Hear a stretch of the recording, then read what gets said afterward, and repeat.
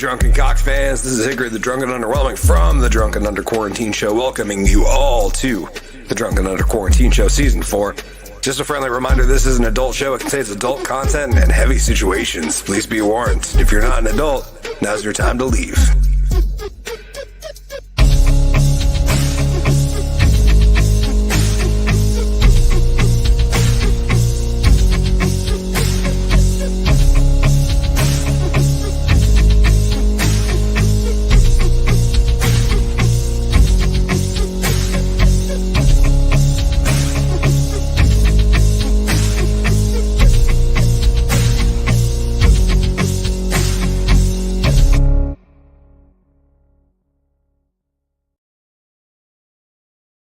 Good evening, ladies and gentlemen. Welcome back. I'm, of course, Hickory, the Drunken Underwhelming. Welcome to the Drunken Under Quarantine Show Season 4. I'm, of course, here with GW Foley. And not another wild week as it goes. Yeah, both of us have been busy as hell, but so has the news cycle. It's been going crazy. So we got a whole lot to talk about, and let's get to it.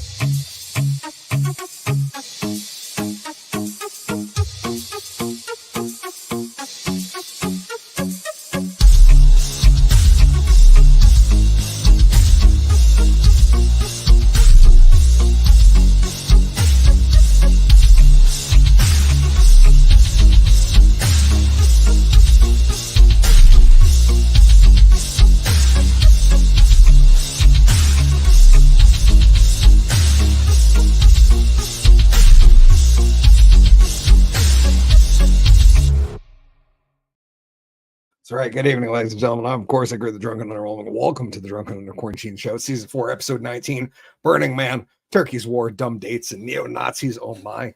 Plus, we got lots to get into, like, Fed's doing Fed stuff, and, yeah, lots more to come. Anyways, let me welcome a good friend of mine to the Spotlight stage. Please help me welcome a friend, my boy, my comrade, Mr. G.W. Foley. Here we come with that new flavor in your ear. Here we come sticking that flavor in your ear. 8:03, we're live on the YouTubes. Woo. What is up, motherfuckers? It is Wednesday night. Right. Do you know where your camera is? No, I do not. Yeah, dude, just fucking too busy, too hot. Not digging it. It's supposed to be September. It's supposed to be the start of, like, hoodie season. I live for hoodie season. Fucking hoodie season's my jam. Fucking love it. Love it. It's too hot for me to wear a hoodie, and it pisses me off. And I see other people wearing sweaters and shit like that. I'm like, bitch, it is 95 degrees out. How the fuck are you wearing a sweater? Yep. And then they're like, shut up, cockman oppressor. Mace me. Apparently that's catcalling now. I'm like, I'm not saying you're attractive. I'm just wondering how the fuck you can wear that shit. Bitch, you look good 275. I think Oliver Anthony wrote a song about her. Looking. Sure enough, drowns. Yeah. So I decided to do a radio show. Nice. Yeah. It wasn't official, so I didn't say anything last week.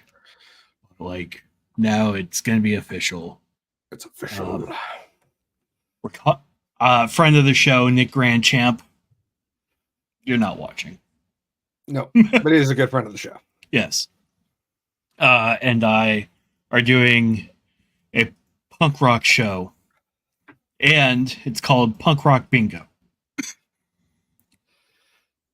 Where we're going to get a list of punk rock songs, randomize it, and use the playlist as bingo numbers. Nice. So our bingo card is going to be like punk rock songs. That's awesome. and I don't know how it's gonna go. Like, we have an hour show, like, so hopefully we can get like at least 5 songs in and fuck around for the next 15 minutes. They're punk rock songs. That's not a lot. That's like a good 10 minutes. 15 if you're lucky. That's generous.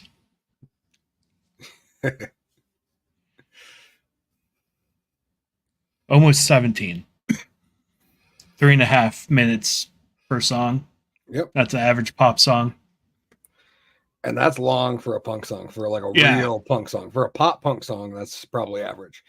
But yeah, for a real punk song, you're probably anywhere from like 45 seconds to 2 minutes. Yeah. Maybe 2.5 if it's got a long intro, outro.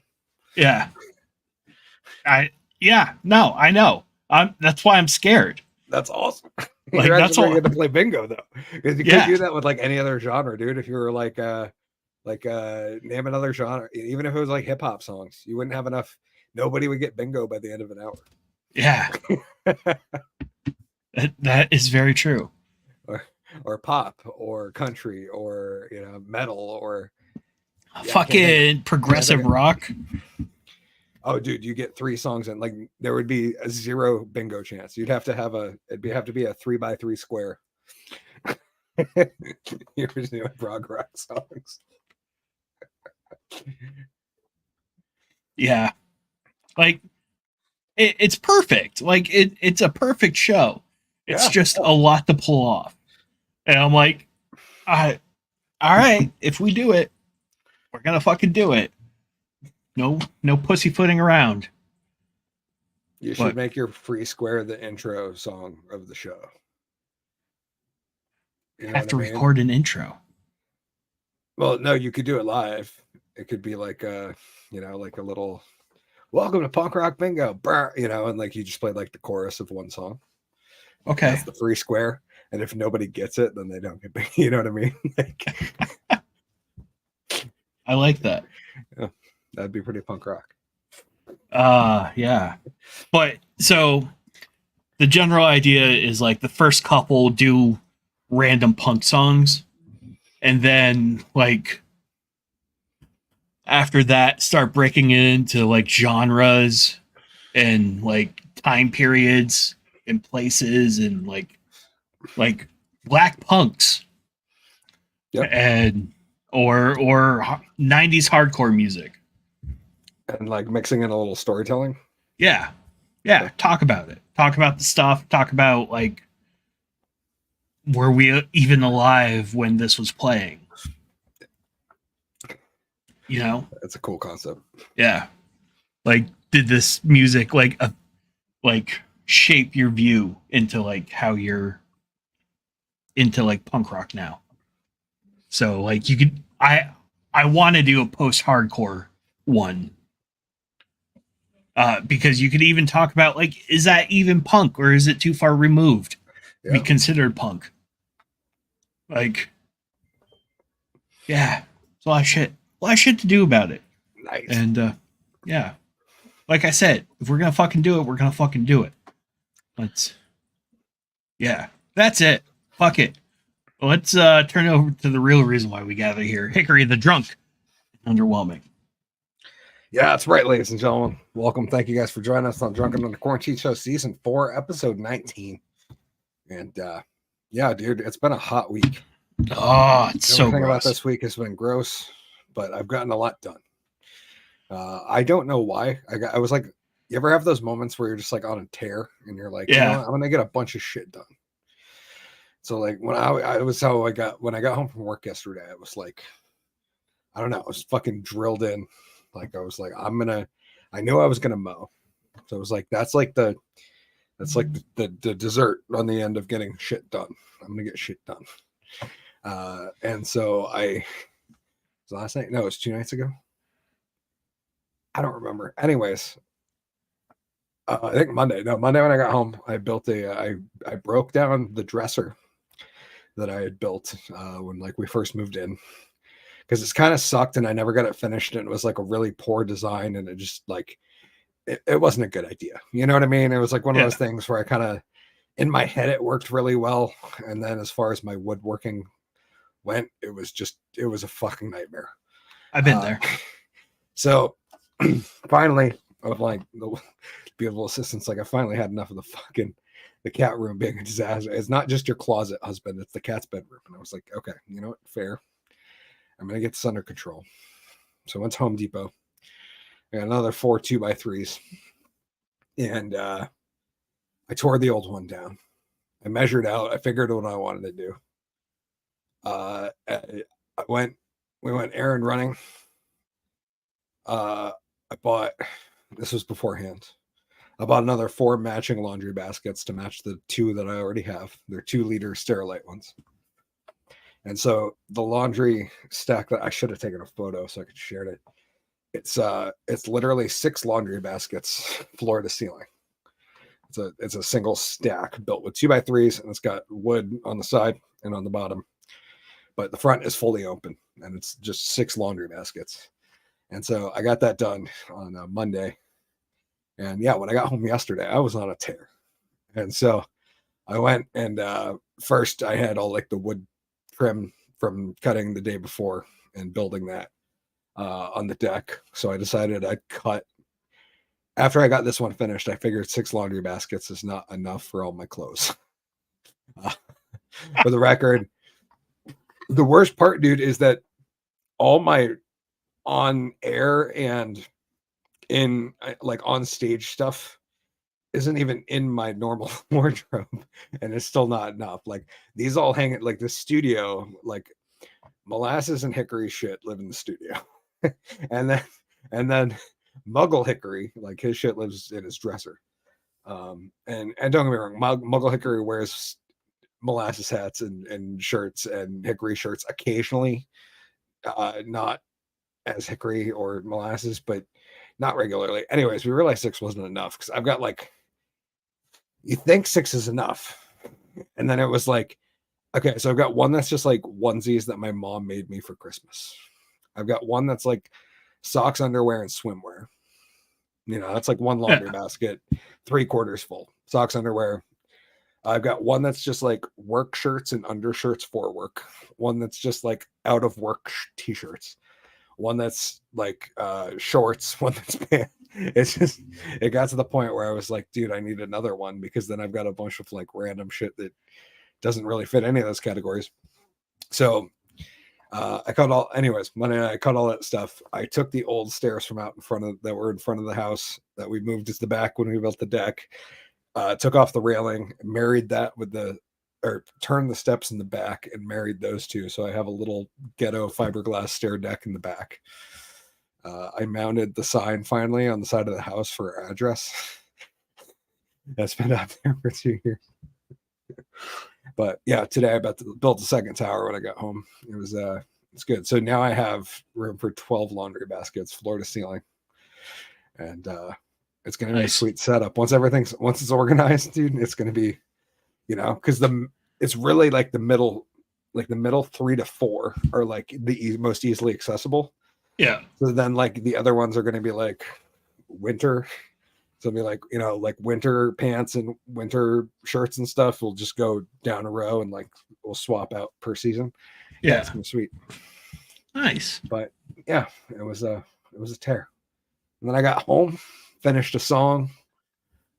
Finished to the point where it's finished now. I was working on a cover of the song that I sang on the show, The Pines by Sean, and got that tuned up to the point where other than the fact that I'm getting an electric this weekend, that's done. It just needs the electric on it.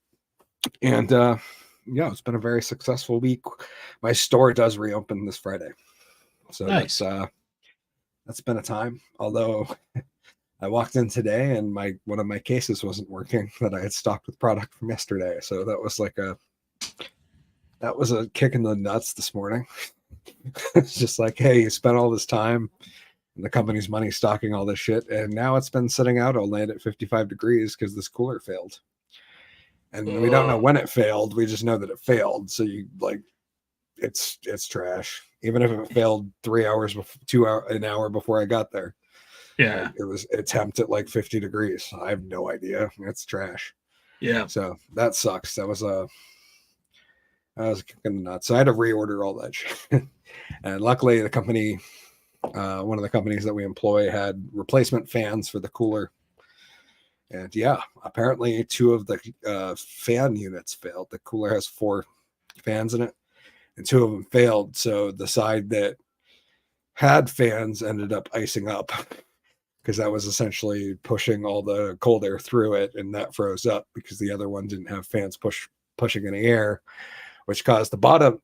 The saving grace was that the bottom 2/3 of the case were like very, very cold, and everything was still like under temp. It was just like the top. It was weird. Like it was like the bottom shelf was like didn't have anything on it and was sitting like 32. A shelf up had some stuff on it that was sitting at like 35, and the back was like 32, so it was almost frozen but not quite. A shelf up from there was sitting like 38. The next shelf was sitting like 39, and then the next shelf up was sitting 55. It was like the weirdest. It was like temping stuff, and I'm like, this can't be right. Like there's nothing that makes sense. Like I just point it, like you would think that if you pointed an infrared thermometer inside of a cooler at any given point, like it would be roughly the same. But no, there was a 15-20 degree swing inside this thing. It was wild. It's crazy. Anyways, that's all I got on that. We're gonna get into the show, have some fun, talk about some bullshit. GW Foley, are you ready, my friend? Let's do it. Let's do it.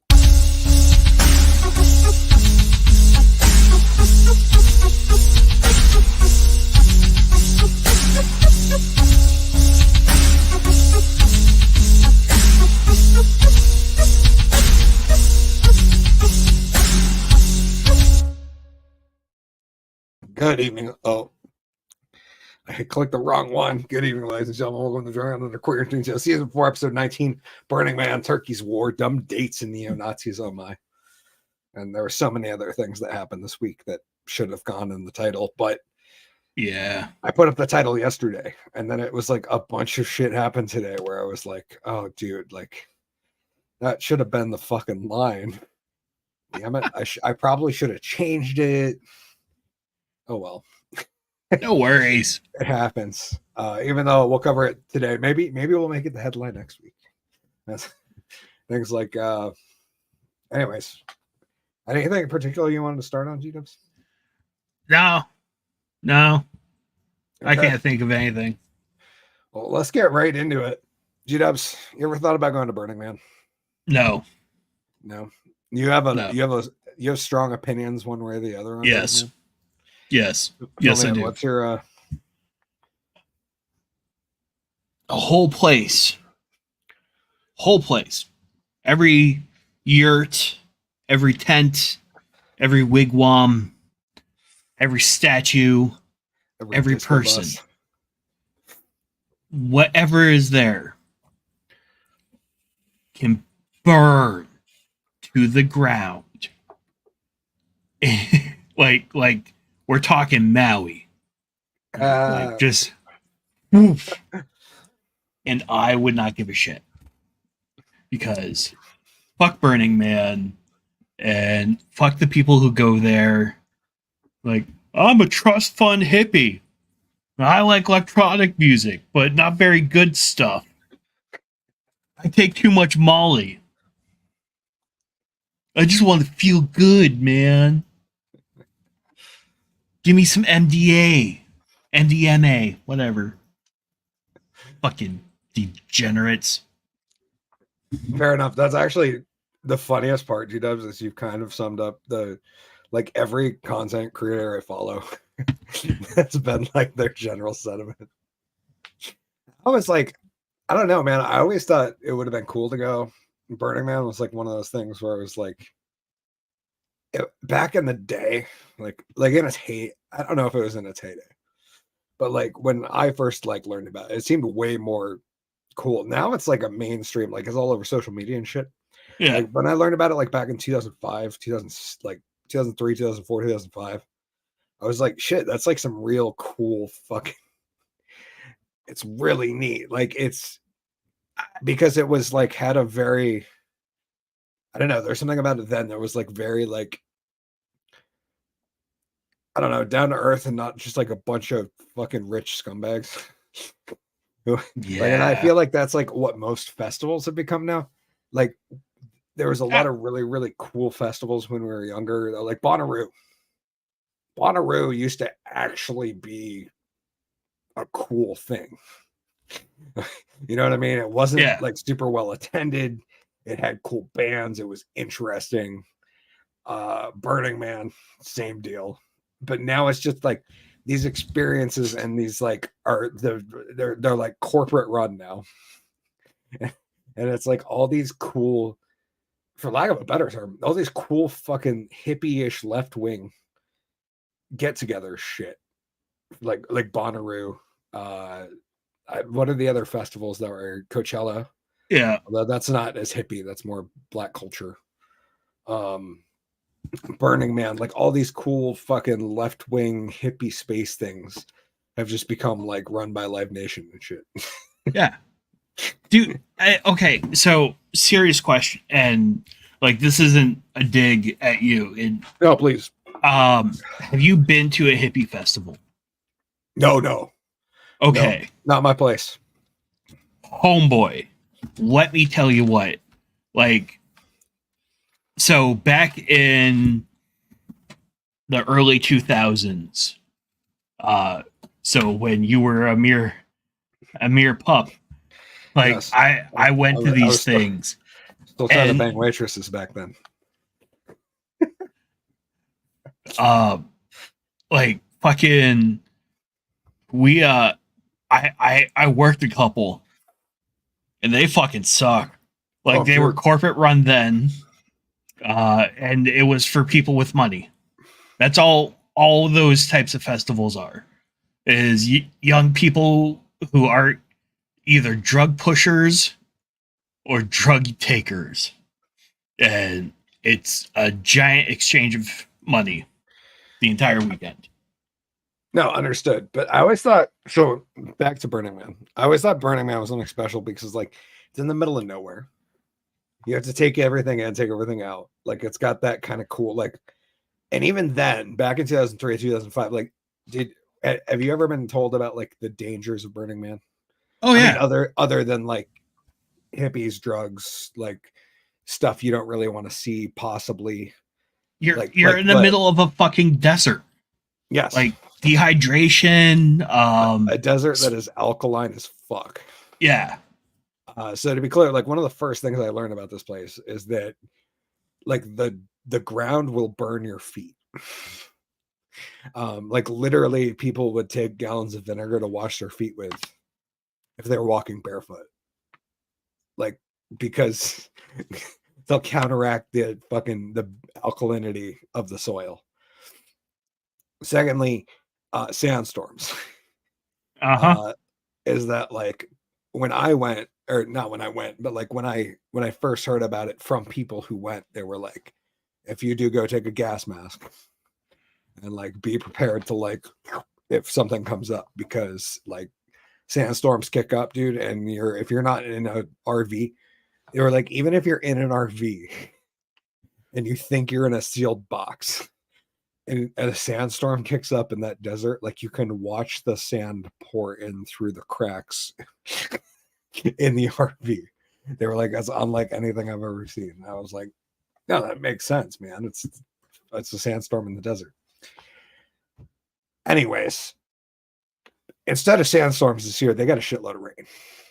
And the media went nuts. They were claiming there was an Ebola outbreak for a 3-day festival when Ebola has like an 8 to 10 day. Anyways, the funniest one is that all these people were saying, oh my God, these people have rashes on their feet. Well, yeah, because they're like, fucking chilling out in mud. because they're walking in 1.5 foot soil, like mud, made of sand that'll burn your feet when it's dry. like, like it's basically like sand mixed with lye Yeah. and water. And these fucking idiots are walking in knee deep alkaline sand. Anyways, a couple idiot celebrities left. Everybody went into a panic. And here we go. Here's some photos. Here's an article from Insider. See the mass exodus of vehicles inching through the Nevada desert as people clamor to escape Burning Man's soggy black Rock City playa. Yeah, that picture right there. Just that's a whole lot of people trying to leave somewhere. At once. Oh, fuck that. Yeah. I don't see like a single person I want to invite over to my house. That's all I'm saying. Oh God. And I have friends who've been like, I'm not like, I have my neighbor down the road actually took a vehicle and like got entered. Like, for those who don't know, for Burning Man, that's like one of the things you can't just like take any car into the grounds or whatever. Like you can drive your car there and park it and then take your shit into the camping ground. But like they have like a thing set up where you're not allowed to just take like any car and you have to have like a special vehicle. Yeah. And he built a golf cart that was a giant bison. It was a buffalo with wings on it. But it was a golf cart that he could drive around. That was pretty neat. Nice. Anyways, that's what I would do if I was a trust fund kid. Is build buffalo. I wouldn't go here though. I'd go down to Florida, like a retirement home, and just pay one of the guys to let me hang out at his place and drive around my buffalo cart. That would be my. Yeah, a lot of people got stranded, dude, because with that amount of mud, like you just swallows cars. But yeah, that's a big old vehicle started to leave. Traffic was painfully slow. Attendees took around 5 hours and 30 minutes to leave the festival site. Yeah, that's longer than I would want to be at the festival, let alone in traffic trying to get away from it. Organizers tried to reason with attendees, saying it would be better to chill out with friends in the evening than wait in the jam. I mean, they've got a point there. Yeah. Like waiting in that jam, like you might as well just, smoke a couple joints, hang out. Like it's probably safer. Yeah. Because like who knows what kind of ruts those idiots are going to produce trying to get out of there. And who knows if your vehicle's equipped to deal with that. Secondly, if you're in that kind of traffic, you're locked in and you hit a rut and it drags you in another car, you're fucked. Yeah. It's not like on a 1-lane road where if you hit a rut and it pulls you to the side, as long as it doesn't pull you off the road, you're okay. Yeah. Yeah. If you're in gridlock and there's ruts, not a situation I'd want to be in. The other thing you need to think about with this is running out of gas. Because it's a good point. I mean, waiting in a car waiting in the car for almost 6 hours after you drove in, and let's not forget, a lot of people driving in got hung up because, well, actually, I don't think we covered that on the regular show last week about the protesters. No, but I know about them. Okay, yeah, I covered that on the after show because I was laughing my ass off very inappropriately at these lefties getting their dreams crushed by the Nevada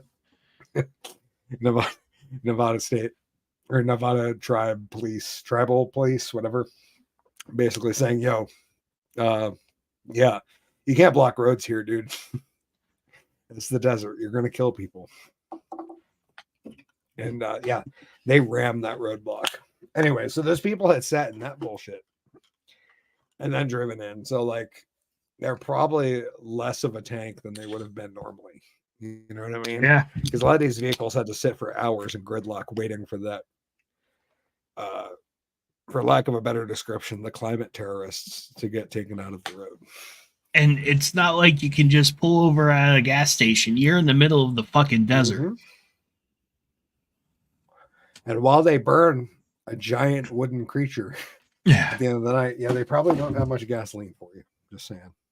Doesn't seem like a the type of community anymore.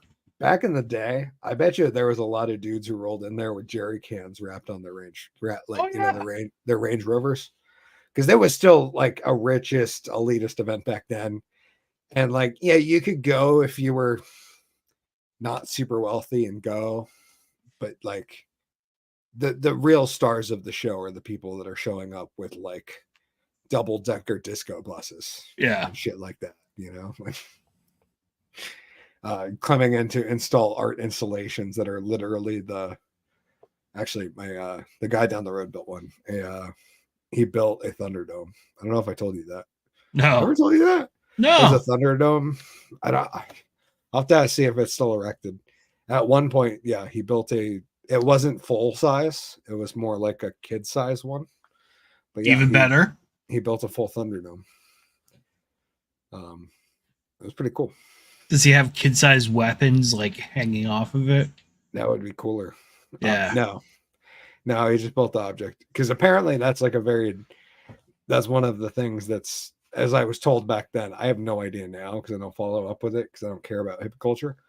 But I've always told there's been a Thunderdome at Burning Man. Like that's one of the art installations. Is like a Thunderdome you can go like get into.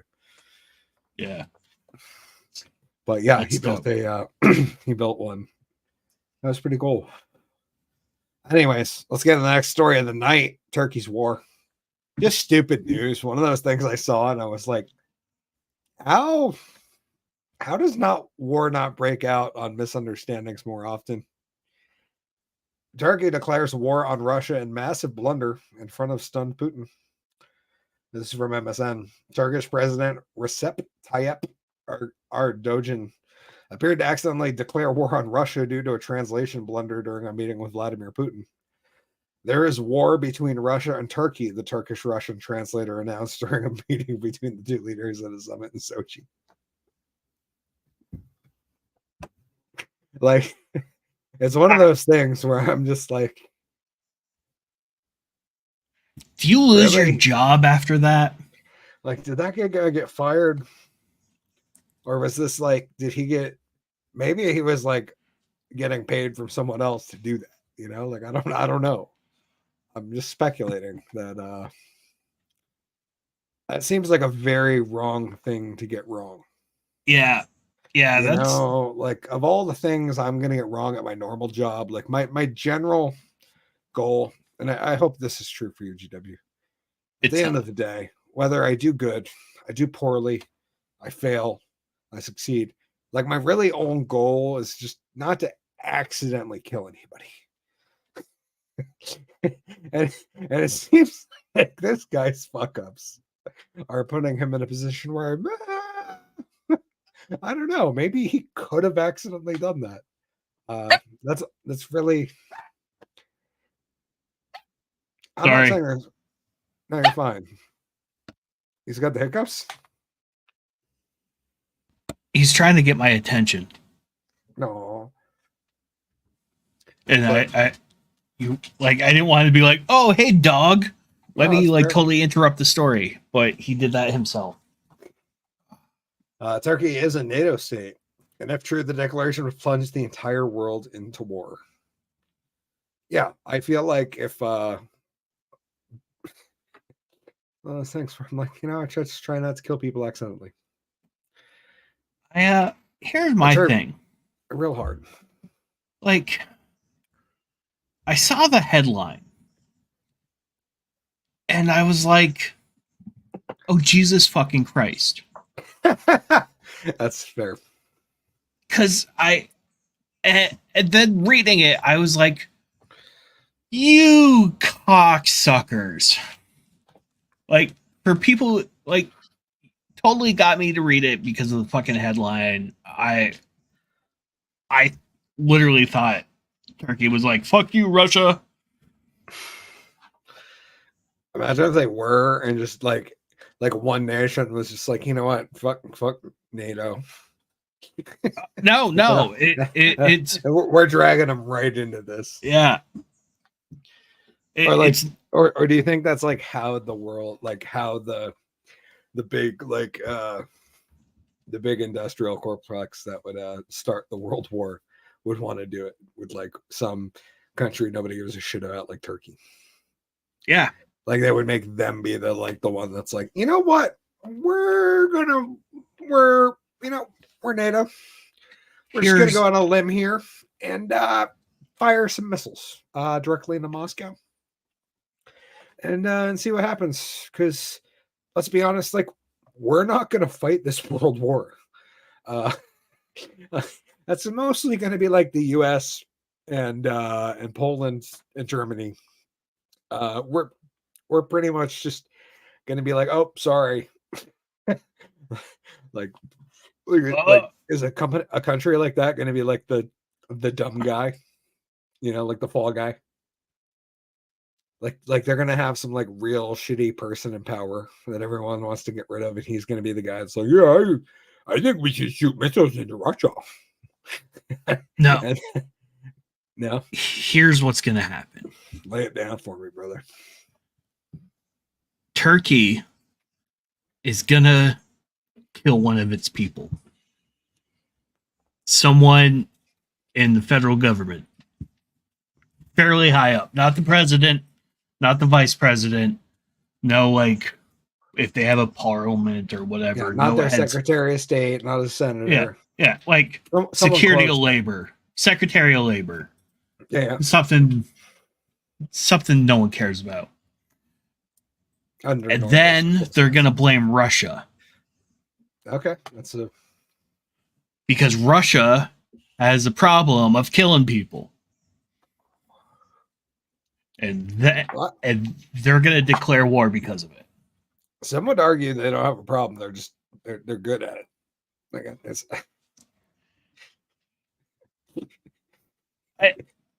Yeah. Yes, they might have like a problem. it, but I can respect the hustle. Fair enough. Yeah, this was one of those where I was like, oh, okay. This is some fear mongering. But thank you. It's nice to know that people fuck up this bad on the global stage too. It makes me feel a lot better when I fuck up at my job. When I know that like the president of Turkey, a NATO country, sat down with Putin and his translator went, Turkey and Russia are at war. That makes me feel like a lot better about when I half-ass shit at work, Like, oh yeah. At least I wasn't the guy that told Putin, of all people, that my country and his country were at war. So that's trying to look at the light side, I suppose. Anyways, dumb dates. Let's get into the next subject of the night. Dumb dates. Yeah, here's a feel-good story. Man ghosts woman by sneaking out of hotel room after flying her to Miami for their second date. Yeah, that's right. Just the second date. Yeah, just you could fly the second. me. I don't even know where she's from, but she had to take a flight in. That's not like, hey, I spent $20 on an Uber for this chick to come over. He paid to fly her in. And then ghosted her. I assume if I watched the video, it would be very clear as to why he was like, oh, I spent a lot of money. I'm not sticking around for day 2. Yeah. But, this is what the New York Post is posting in lifestyle. Talk about a vacation this woman will never forget. A Maryland woman went viral on TikTok after revealing she was ghosted by a man who flew her out to Miami. But initially, she had, quote, no idea why. You know what? I feel bad for her. Here's why. Yeah, she's from Maryland. That means she flew out of Baltimore Airport. That place is a fucking ghetto. That's fair. On the flip side, she got a free flight and a hotel stay. Yeah, it was probably Southwest. Wasn't a good fucking flight. It's still a free flight. It's just like I don't know, it's one of those like that's a what, 700-mile Uber? Yeah. Okay. She had no idea why he I don't know if they're implying she had no idea why he ghosted her or why she flew her or he flew her out to Miami. I would like to think she knew why somebody would fly her out to Miami. Yeah. She looked like a sure deal. It's is I'm guessing the general vibes. If you're willing to spend that kind of money to fly somebody you don't know that far, especially short notice. It's not like he booked his flight out. Yeah. Although maybe this guy's a player, dude. He's like booking flights out like a year ahead of time from different cities to his, just hoping that one of them hits. Like, oh yep, the September flights are coming in. I gotta go switch my 4 phones to Tinder in different, in Oregon and one in New York. And he like swipes through and he's like, I don't live here, but I'll fly you here. It's just like, dang, I don't know. But I can't imagine it's cheap, especially last minute. Yeah. Considering we're kind of like not in pandemic mode anymore. I'd assume flights have kind of gone up to their normal-ish. If not more so. Yeah, considering they have less staff. And anyways, Chandler starts out the video, which has over 3 million views, explaining how the man told her about a sister he hadn't seen in a while and was going to have lunch with. I was like, okay, cool. Just don't forget we have these hard to get lunch reservations at 1:30. He's like, yeah, I'll be back before that, she claims. TikToker said she thought nothing of it and went to the pool to kill some time while soaking up some sun. At 1:10, I was like, hey, where are you? Don't forget about lunch.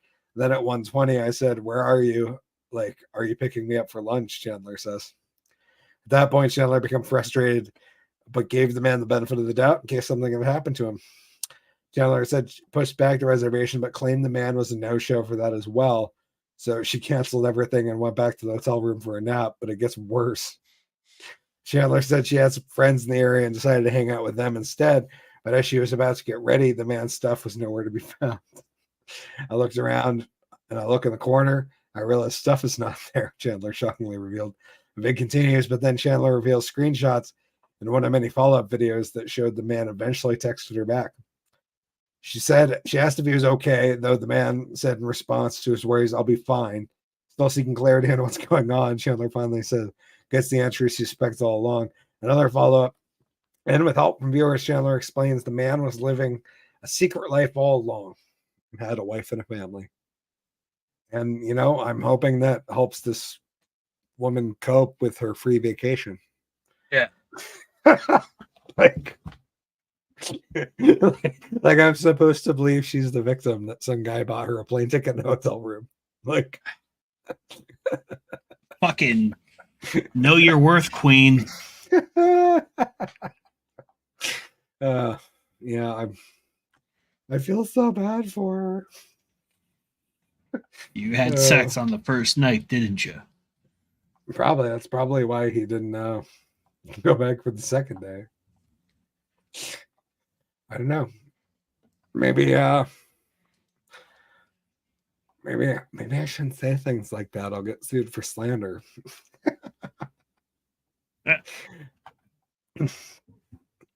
Anyways, if we want to talk about complete idiots, let's talk about this one. Bill Gates Foundation made nearly $100 million bet on Bud Light. Yeah, this is new. This is from today at 6:36 p.m. from CNN Business. Because there's nothing like, being like, hey, I want to invest in this company that's lost like 30% of their value. Well, it doesn't. I mean, what do you think, G-Dubs? You think this is like it's like the sign Bud Light's about to make its rebound? It's now he bought it cheap. I don't like him, but he's made a lot of money. He's held a lot of power for no reason. I don't know. What do you think? I'm sure he knows something that I don't know. But I think it's more than just knowing that Bud Light or Kid Rock had the Bud Light can in his hand. Possibly. I don't know. It makes me wonder, man. Like, what would like?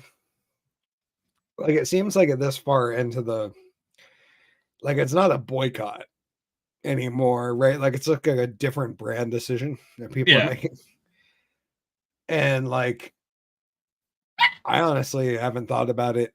The only reason I've thought about Bud Light in the past, like, what, 2 months? I mean, since like the hype really died down, Yeah. was that was me thinking about making more Real Men of Genius adverse. That was really the only times I really thought about it. I was like, oh, that would be a good Real Men of Genius. And then and not doing it. That's really been the only time I've thought about it lately. Anyways, let's see what this fucking crazy person. Actually, the other one, did you see the mosquitoes thing? I believe so. Oh god, we should I should have pulled that up if we were going to talk about this guy.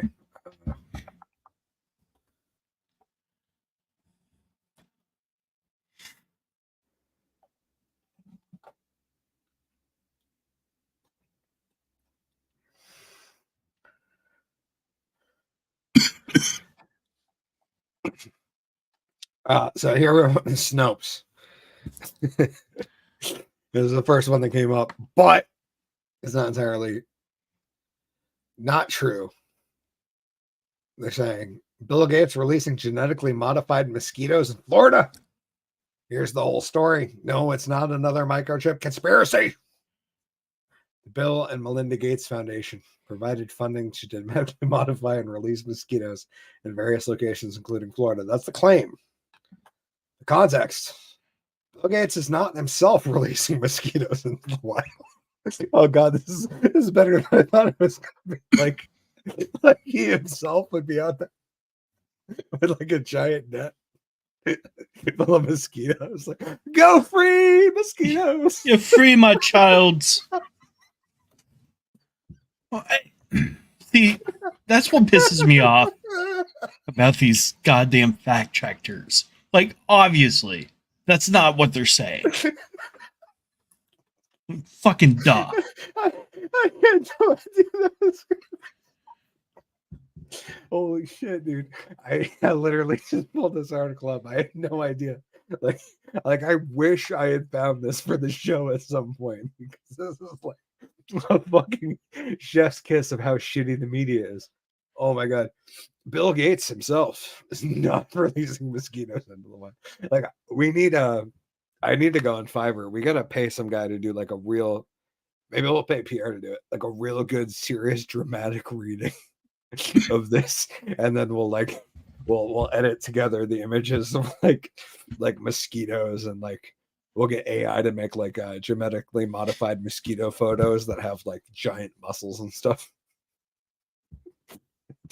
Because this would be a great, like, really, like if they read it like it was like a presidential speech, like it was the State of the Union, like Bill Gates is not himself releasing mosquitoes into the wild.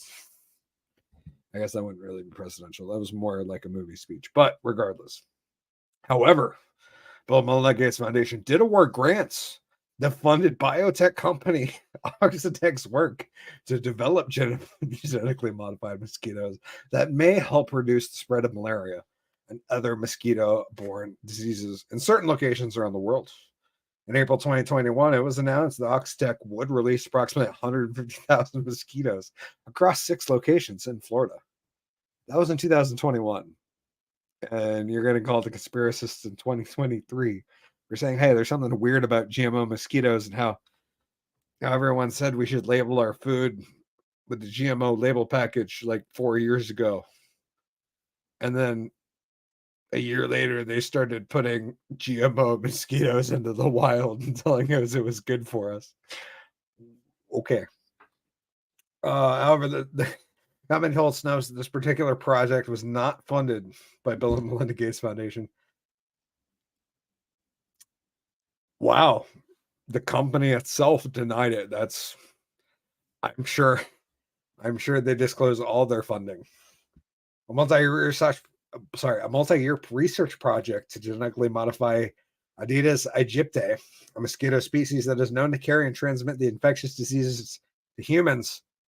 I thought that was all mosquitoes. Was slated to move forward from the lab to the fields of Texas and Florida in mid-2021.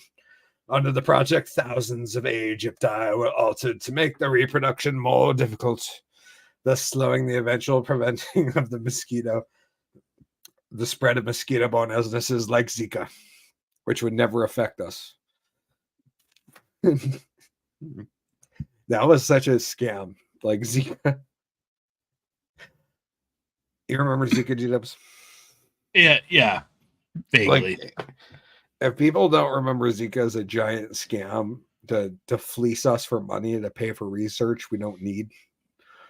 It's like that disease didn't even exist in the in the latitudinal lines that we live in.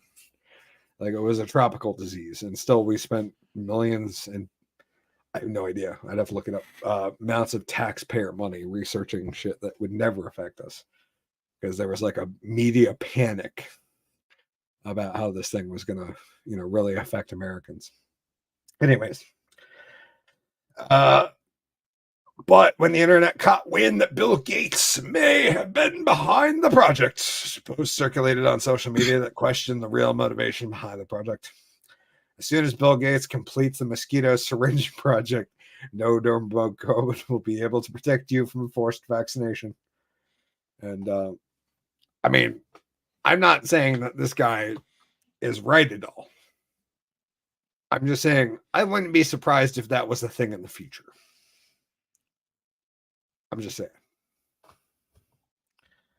Snopes readers asked our team to dig deeper into the project and its rumored funding.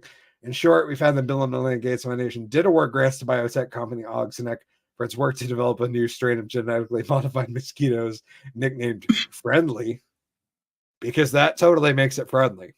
Yeah, just like friendly fire. It's harmless because you put the word friendly in there. It's totally not one country's soldier shooting the same country's soldier. It's friendly fire. It's an accident. Yeah. Shit happens. Yeah. They're friendly mosquitoes. Help reduce the spread of malaria. Because we didn't develop quinine like fucking 80 years ago. Like, we've never come up with a cure for malaria that didn't involve genetically modified mosquitoes. Oh, these fucking people, man. Anyways, I guess that's I went off on a tangent because originally we were just gonna talk about what originally was Bill Gates doing something. Buying Bud Light. Buying Bud Light. Knowing something we don't know. Where was that one? Yeah, buying Bud Light. Anyways, and funding mosquitoes. Yeah. Who knew that article was going to be that fucking? Oh, Jesus Christ. What a fucking week it has been. Yeah. What else do we want to get into before we get out of here? We got the one with the big old titties. Yeah, let's do that one. We could do the Georgia racketeering on the Stop Cop. Neo-Nazi story. Ooh, neo-Nazis. Oh, okay. Let's talk this one. This is from NBC News. Neo-Nazi groups spew hate outside of Disney World and near Orlando, officials say. Yeah, because that's like where Disney is. Just to break that to you, sorry. The group wore clothing and bore flags emblazoned with Nazi insignia outside the entrance of the Disney Spring Shopping Center, the sheriff's office said. Which makes you just go, huh? Why was this guy with the giant fucking swastika hanging off his chest allowed to just hang out in front of the mall? To which people were like, oh, the First Amendment. And I was like, but you are the same people that yell about taking away people's rights to speak when they believe in Nazi shit. I'm confused. I'm really, really confused. Anyways, look at this fucking idiot. Christopher Hammer Polehouse leads a rally with the neo-Nazi groups Blood Tribe and the Goyim Defense League in Orlando, Florida on Sunday. And some interesting stuff about this gentleman right back here, which we won't get into on the regular show. Maybe the after show. Groups of neo-Nazis and white supremacists spread anti-Semitic, white supremacist, and anti-LGBTQ messages. I mean, really, isn't white supremacist anti-Semitic in nature? Like, isn't that just a double? Just piling it on. Is it? Yeah. Is it different though? Like, is it? I don't know. Like, they're all fucking scumbags. Just like. I mean, black people can be anti-Semitic. That's true. But the media calls black people anti-Semitic. Or, sorry, the media calls black people white supremacists now too. If you'd like examples, I have them, because they definitely called Larry Elder the black face of white supremacy when he ran against Gavin Newsom. And then you've got things like Enrique. So this was like one of those interesting things I thought I would bring up. I'll bring it up because we only got a few minutes in the regular show. About Enrique Tarrio getting charged for 22 years. Did you see that, G-Dubs? Yeah. The only black leader of the Proud Boys gets the harshest sentence. And people celebrate. The saying, it's an interesting. It was an interesting. The other one was the leaders of Blacks for Trump was the only person who got indicted in Georgia that didn't have a bail set. He got remanded.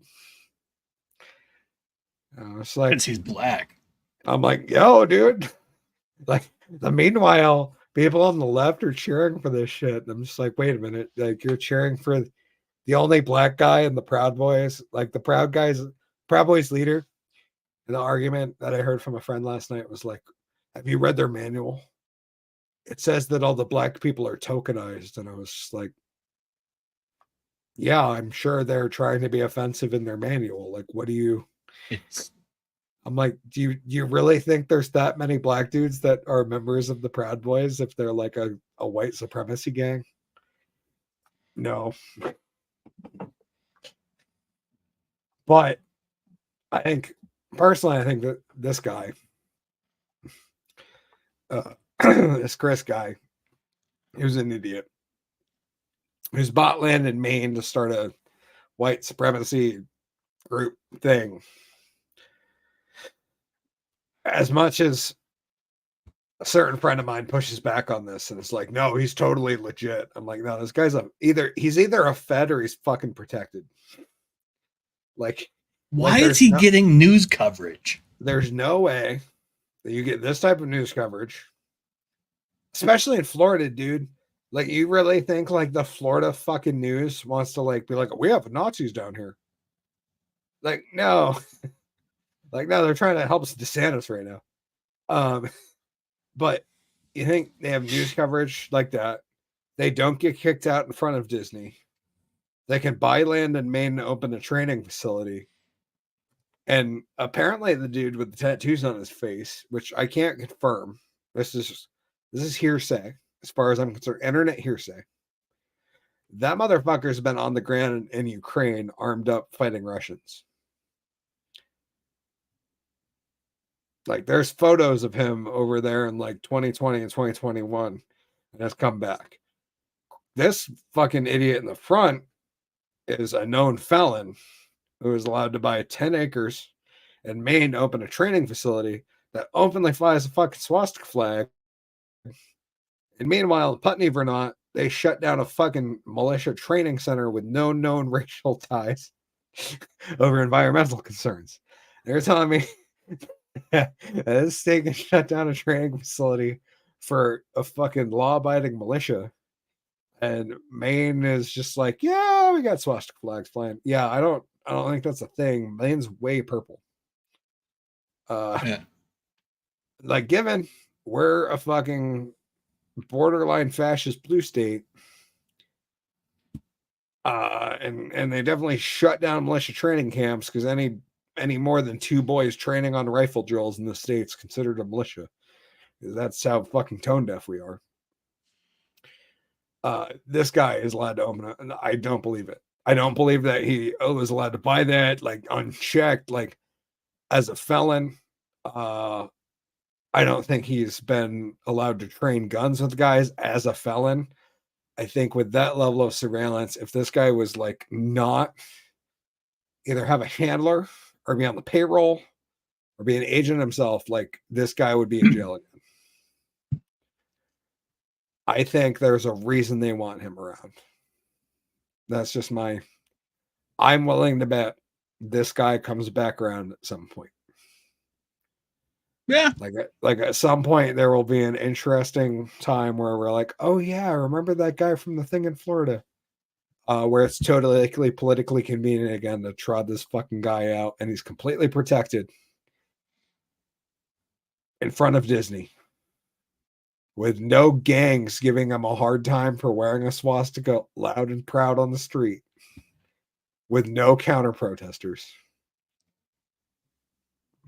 I have a hard time believing he's not protected or well handled. But then again, maybe I'm just a guy who should keep his tinfoil hat on.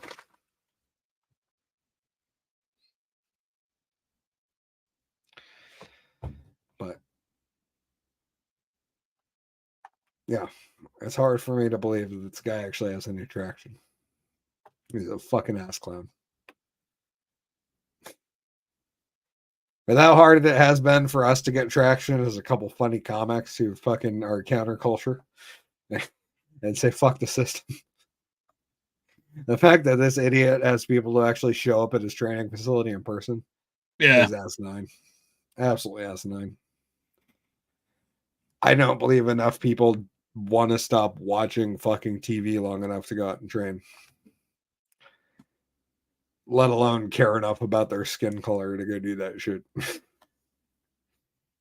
To wear a uniform and go out on the street in public and have your face seen with a guy with a big fucking swastika pendant on his chest. Yeah, no, that's fake. Yeah. Those people are paid for. Because I don't know a single fucking white person that would be willing to be seen in the same room as this guy. I know some fucking awful people. And, yep, no, not a single one. That being said, I know a bunch of guys that have a beer with the guy from the Proud Boys.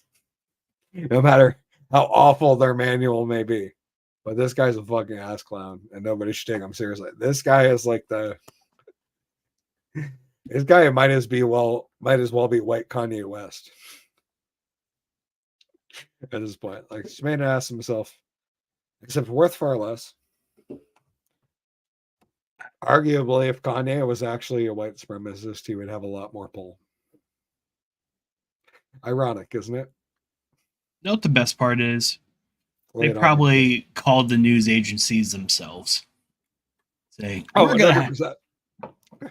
I guess from what the friend I was talking to about it looked up, he said they were only there for like 2 hours, and that's why there was no counter protests. And I was like, oh, really? Well, even though there's not a counter protest, it's hard to imagine a bunch of fucking retards dressed like this didn't get shit from a local gang.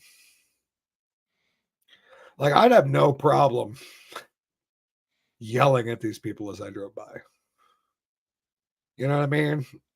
Like, how did they not just get I don't understand. I ignore them.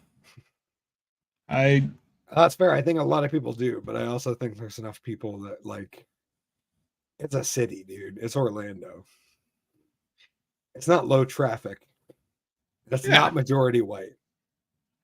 Like, the fact that they didn't get a hard time from anyone, is suspect in its own.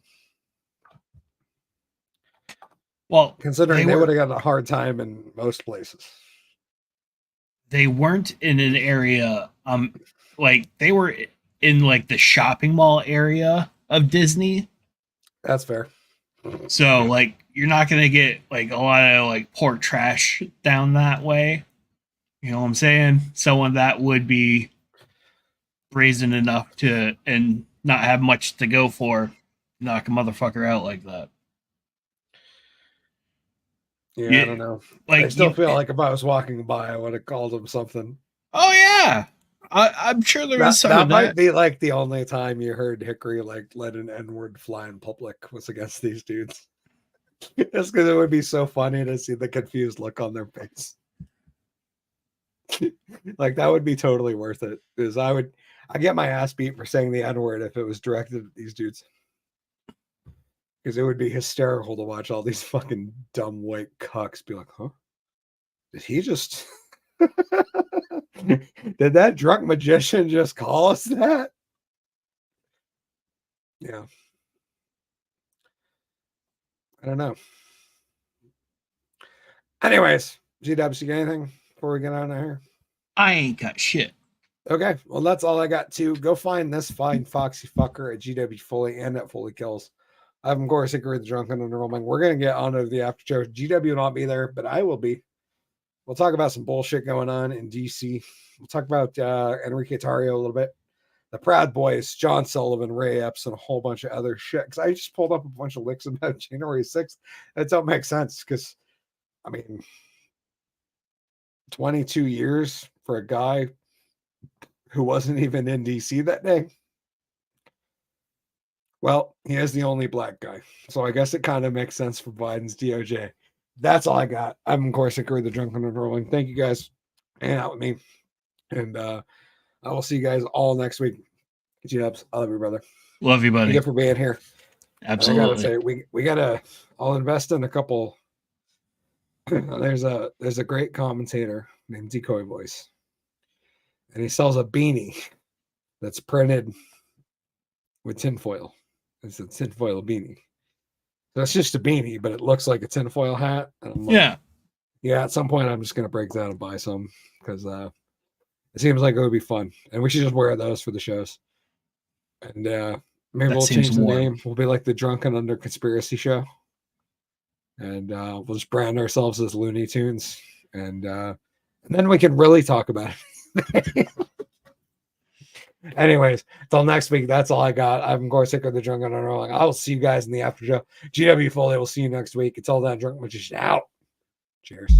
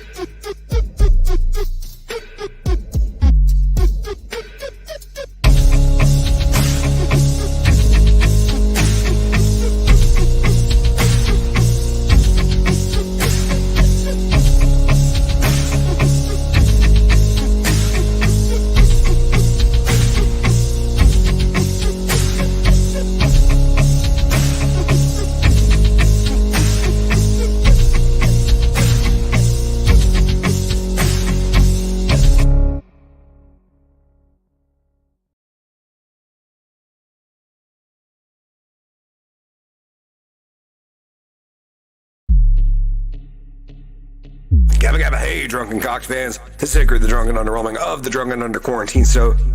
Welcoming you to the Drunken Under Quarantine Show Season 4 After Show, brought to you only on Rumble.